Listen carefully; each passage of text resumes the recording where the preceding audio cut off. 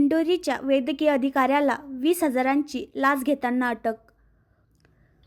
कोशिंबे तालुका दिंडोरी येथील शासकीय आयुर्वेद दवाखान्याच्या विविध कामांसाठी वापरण्यात आलेल्या 2.5 लाखांच्या निधीबाबत कमिशनपोटी 20,000ची लाच घेताना तालुका वैद्यकीय अधिकाऱ्याला अटक करण्यात आली आहे। लाचलुचपत प्रतिबंधक विभागाच्या पथकाने घेतलेल्या घरझडतीत लाचखोर तालुका वैद्यकीय अधिकाऱ्याच्या घरातून 9 लाखाचे सोने दागिने व 18,000ची रोकड हस्तगत करण्यात आली। न्यायालयाने एका दिवसाची पोलीस कोठडी सुनावली। सुभाष हरिभाऊ मांडगे वय 44 राहणार कलानगर मसरूड असे संशयित लाचखोराचे नाव आहे।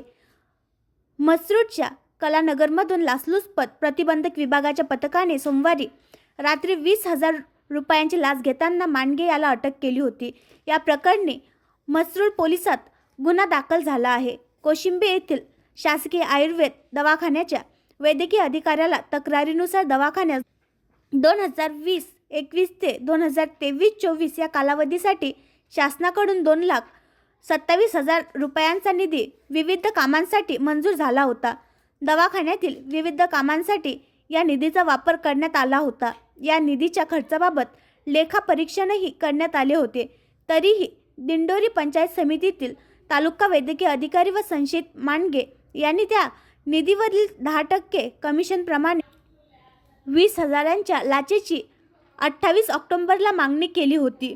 या संदर्भात तक्रारदाराने लाचलुचपत प्रतिबंधक विभागाकडे तक्रार केली असता विभागाने तक्रारीची पडताळणी केली। त्यानुसार सोमवारी लाचखोर मांडगे याला मसरूड परिसरातील कलानगर येथे तक्रारदाराकडून 20,000ची लाच घेत असताना दबा धरून असलेल्या लाचलुचपतच्या पथकाने रंगेहात पकडले। मसरूड पोलिसात गुन्हा दाखल केला आहे।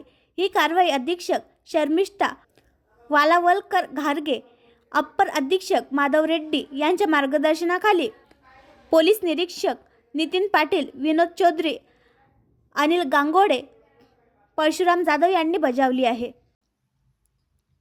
आणखी नवीन व्हिडिओ पाहण्यासाठी आमच्या देशमुख एक्सप्रेस न्यूज चॅनलला सबस्क्राईब करा, लाईक करा आणि शेअर करा।